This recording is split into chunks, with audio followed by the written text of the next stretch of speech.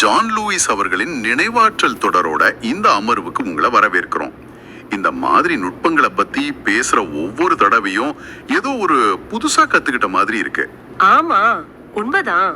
இன்னைக்கு நாம கொஞ்சம் வித்தியாசமான ஒரு சவால், ஒரு பழமையான ரொம்ப அழகான தமிழ் செய்யுள எப்படி ஈஸியா சுவாரஸ்யமா ஞாபகம் வச்சுக்கலான்னு பார்க்க போறோம். சரி, இது முக்கியமா பள்ளியில படிக்கிறவங்களுக்கோ இல்ல டீச்சர்ஸா இருக்கிறவங்களுக்கோ ஒரு புது வழியை காட்டும்னு நினைக்கிறேன். கண்டிப்பா.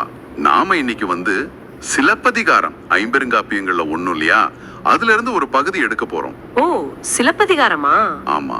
அத சும்மா மனப்பாடம் பண்ணாம நினைவாற்றல் நுட்பங்களோட பிதாமகர்னு சொல்ற ஜான் லூயிஸ் இருக்காரே, அவரோட ஒரு ஸ்பெஷல் டெக்னிக்கை வச்சு எப்படி மனசுல பதிய வைக்கிறதுன்னு தான் ஆழமா பார்க்க போறோம். செம்ம. இந்த மாதிரி ஒரு செம்மையான பாடலை ஞாபகம் வச்சுக்கிறதுல இருக்கிற கஷ்டம் இருக்கு, அதை தாண்டி அதோட அழக ரசிக்க இந்த டெக்னிக் ரொம்ப உதவும். சூப்பர். அப்போ இந்த பாட்டோட ஆழம், அதோட அழகு எல்லாத்தையும் புரிஞ்சுக்கிட்டு வெறும் மனப்பாடம்ங்கிற அந்த போர் அடிக்கிற வேலையை விட்டுட்டு ஜான் லூயிஸ் ஐயாவோட அந்த காட்சிப்படுத்தி கதை உருவாக்குற டெக்னிக் மூலமா எப்படி ஈஸியாக்கலாம், அதுதான் இந்த உரையாடலோட நோக்கம் இல்லையா? ஆமா, சரியா சொன்னீங்க. அதுதான். வாங்க அப்போ ஆரம்பிக்கலாம். முதல்ல அந்த பாட்டை பார்த்துடலாமா? சிலப்பதிகாரம் புகார் காண்டம் இளங்கோவடிகள் எழுதினதுன்னு சொன்னீங்க. ஆமாம், இதோ பாருங்க. 17 அறியா பழங்குடி கிழிய பொதுவரு சிறப்பின் புகாருடான் ஆகி வண்டுரைப தார்த்தரை தாங்கிய நீநிலை கொண்டல் தோய் குடவரை உயர்ந்தோங்கு செல்வத்து அண்டரார் அமர் கணம் தமக்கோர் நல்விருந்து ஆகா நின்ற அணிநகர் மருகை. கேட்கவே கம்பீரமா இருக்கு. இந்த பாடல் காவிரி பூம்பட்டினம்னு சொல்றோமே, அந்த புகார் நகரத்தோட வளத்தை பத்தியும் அந்த ஊருக்கு வெளியே இருக்கிற பகுதியோட அழக பத்தியும் சொல்லுது. ஓ சரி. அதாவது அந்த நகர மக்கள் அவங்க இடத்தை விட்டு நகரவே மாட்டாங்களாம். அவ்வளவு செழிப்பா பழமையான குடிமக்கள் நிறைஞ்ச ஊர் அது. 17 அறியா பழங்குடி, இடத்தை விட்டு எழ தெரியாதவங்க. ஆமா, அவ்வளவு நல்லா இருந்தா ஏன் போக போறாங்க? அதேதான். அது மட்டும் இல்ல, அதுக்கு ஒரு நிகரே இல்லாத சிறப்பு வேற இருந்திருக்கு. பொது ஒரு சிறப்பின் புகார், ஒப்பற்ற சிறப்பு. இது முதல் 2 வரி. 17 அறியா பழங்குடி கிழிய பொது ஒரு சிறப்பின் புகாருடனாகி. அந்த ஊரோட ஒரு பிணைப்பு வருது மனசுல. சரி, அடுத்த வரிகள் அந்த நகரத்தோட இயற்கை வளம். வண்டுகள் தேன் எடுக்கிற அளவுக்கு பூக்கள் நிறைஞ்ச மரக்கிளைகள், வண்டு உரை பதார்த்தரை. வாவ். அந்த மரங்கள்லாம் எங்க இருக்குன்னா மேகத்தையே தொற்ற அளவுக்கு உயரமான மேற்கு மலை கொண்டல் தோய் குடவரை. கொண்டல் தோய் குடவரை, மேகம் தொடும் மலை. என்ன ஒரு கற்பனை. ஆமா, அந்த மலையும் மரங்களும் சேர்ந்துதான் அந்த நகரத்தோட பெரிய செல்வம்.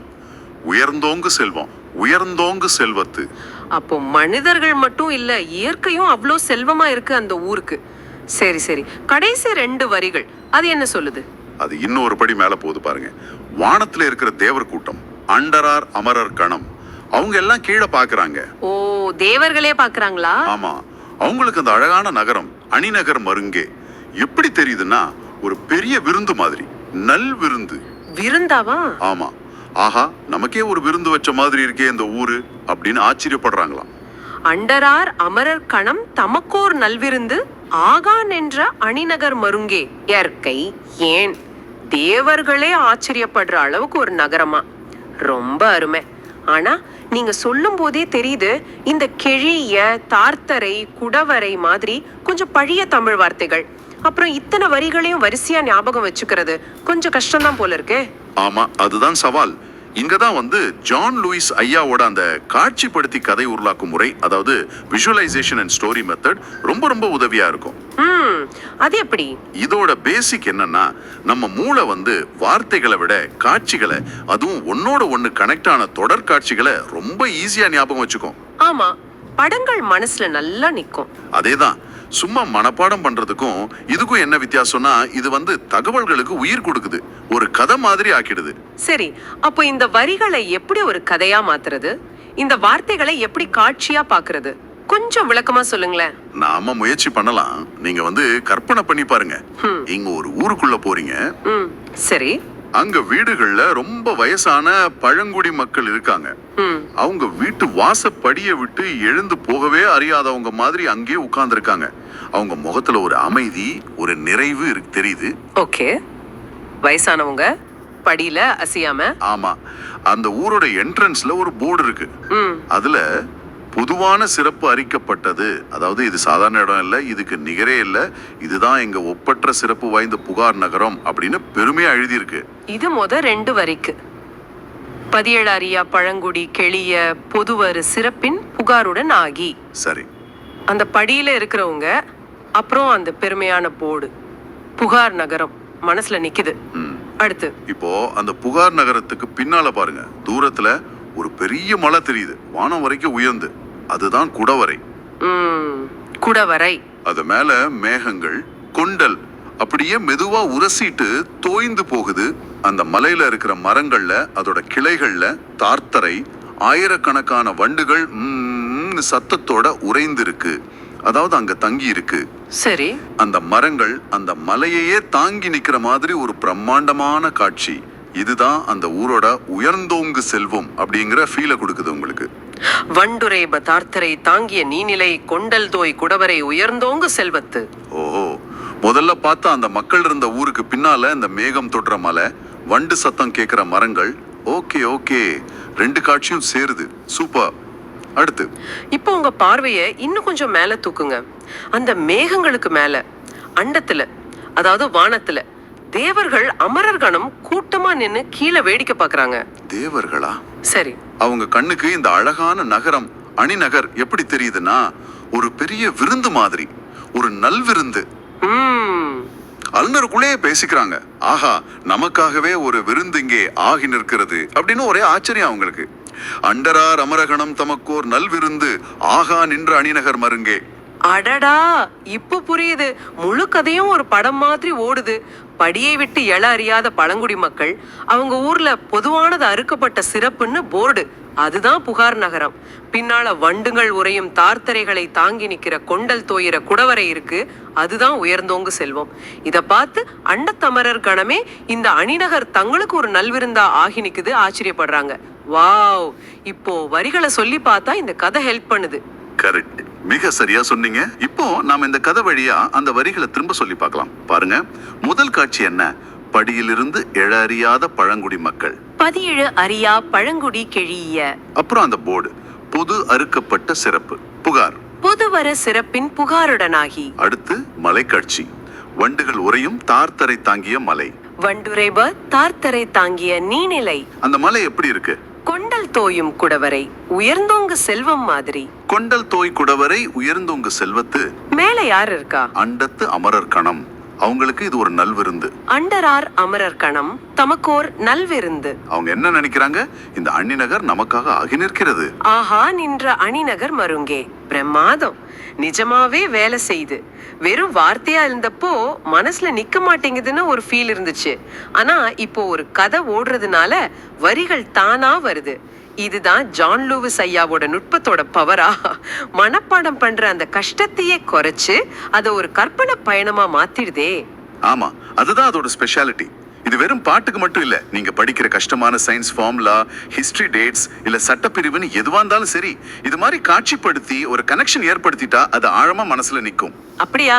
ஆமா, ஏன்னா நாம வார்த்தைகளை மனப்பாடம் பண்றதை விட காட்சிகளையும் உணர்வுகளையும் ஞாபகம் வச்சுக்கிறோம். அது ரொம்ப பவர்ஃபுல். ஸ்டூடெண்ட்ஸ்க்கு எக்ஸாம்ல ரீகால் பண்றதுக்கும் சரி, டீச்சர்ஸ்க்கு பாடத்தை இன்ட்ரெஸ்டிங்கா சொல்லி கொடுக்கறதுக்கும் சரி, இது ரொம்ப ஹெல்ப் பண்ணும். இந்த நுட்பம் வேலை செய்யறதுக்கு பின்னாடி இருக்கிற சைக்காலஜி என்ன? ஏன் இது சும்மா படிக்கிறத விட நல்ல மனசுல நிக்குது? இதுக்கு நிறைய காரணங்கள் இருக்கு. ஒண்ணு, நம்ம மூளை இயல்பாவே படங்களுக்கு, காட்சிகளுக்கு அதிக முக்கியத்துவம் கொடுக்கும். ஆமா தானே? ஆமா. இன்னொன்னு, டுவல் கோடிங் தியரின்னு ஒண்ணு சொல்லுவாங்க. அதாவது ஒரு தகவலை நீங்க வார்த்தையாவும், வேர்பல் கோடு, காட்சியாவும், விஷுவல் கோடு 2 விதமா பதிவு செய்யும் போது அது 2 மடங்கு ஸ்ட்ராங்கா மனசுல பதியும். ஓ, 2 வழியில பதியுதா? ஆமா, வெறும் வார்த்தையா படிக்கிறத விட வார்த்தைய காட்சியா மாத்தும் போது அந்த மெமரி ட்ரேஸ், நினைவோட தடம் ரொம்ப வலுவாகுது. அதோட கதை மாதிரி சொல்லும் போது அதுல ஒரு ஆர்டர், ஒரு எமோஷனல் கனெக்ஷன் வருது இல்லையா, அதுவும் ஞாபகத்துக்கு ரொம்ப ஹெல்ப் பண்ணும். அப்போ இந்த பாடலை நல்லா ஞாபகம் வச்சுக்க இந்த கதைய மனசுக்குள்ளே அடிக்கடி ஓட்டி பார்க்கணும், அப்படிதானே? கண்டிப்பா. இந்த கற்பனை கதைய ஒரு சின்ன சினிமா மாதிரி மனசுல ஒரு 4-5 தடவை ஓட்டி பாருங்க. ஒவ்வொரு காட்சியும் நல்ல தெளிவா முடிஞ்சா கலரோட, சில சத்தங்களோட, உணர்வுகளோட கற்பனை செய்யுங்க. சரி. பாடல்ல வர்ற அந்த முக்கியமான வார்த்தைகள் பதியெழு, பழங்குடி, புதுவரு, புகார், வண்டுரை, கொண்டல் தோய், அமரர், நல்விருந்து, இதெல்லாம் அந்தந்த காட்சியில எங்க ஃபிட் ஆகுதுன்னு கொஞ்சம் கவனமா பாருங்க. போக போக இது ரொம்ப இயல்பா மனசுல நின்னுடும். நிச்சயமா பிராக்டிஸ் பண்ண பண்ண ஈஸியா ஆகிடும் நினைக்கிறேன். தேவைப்படும் போது அந்த கதையை நினைச்சாலே போதும், வரிகள் கரெக்டா வந்துடும். நீங்க இதை கேட்டுட்டு இருக்கும் போதும் யோசிச்சு பாருங்க, இதே மாதிரி உங்களுக்கு கஷ்டமா இருக்கிற வேற ஏதாவது ஒரு விஷயத்த இப்படி கதையா மாத்த முடியுமான்னு. ஒரு கெமிஸ்ட்ரி ஃபார்முலாவா இருக்கலாம், இல்ல ஒரு ஹிஸ்டரி இயரா இருக்கலாம், எதுவும் வேணாலும் ட்ரை பண்ணி பார்க்கலாம். அது ஒரு நல்ல பயிற்சி. இந்த மாதிரி டெக்னிக்கலோட ஒரு ப்ளஸ் பாயிண்ட் என்னன்னா, அது உங்க கற்பனை திறனையும் தூண்டும். சும்மா தகவலை உள்ள அனுப்புறதுக்கு பதிலா நீங்களே ஒரு கிரியேட்டர் மாதிரி மாறி அந்த தகவலோட விளையாட ஆரம்பிப்பீங்க. அது லேர்னிங் எக்ஸ்பீரியன்ஸையே மாத்திடும். சிலப்பதிகாரத்தோட இந்த அழகான வரிகளை நினைவாற்றல் பிகாமகர் ஜான் லூயிஸ் ஐயாவோட நுட்பத்தோட சேர்த்து பார்த்த இந்த கலந்துரையாடல் உங்களுக்கு பிரயோஜனமா இருந்திருக்கும்னு நம்புறோம். எங்களோட இணைஞ்சு இதை கேட்டவங்க எல்லாருக்கும் நன்றி. ஜான் லூயிஸ் ஐயாவோட இந்த நினைவாற்றல் நுட்பம் உங்களுடைய கற்றல் முறைகள்ல ஒரு புதுசா ஒரு கதவை திறக்கணும்னு நாங்களும் நம்புறோம். அவரோட இந்த நினைவாற்றல் தொடரோட அடுத்த அமர்வில் இன்னும் சுவாரஸ்யமான பல டெக்னிக்குகளோடையும் அதோட அறிவியல் பின்னணியோடையும் உங்களை சந்திக்கிறோம்.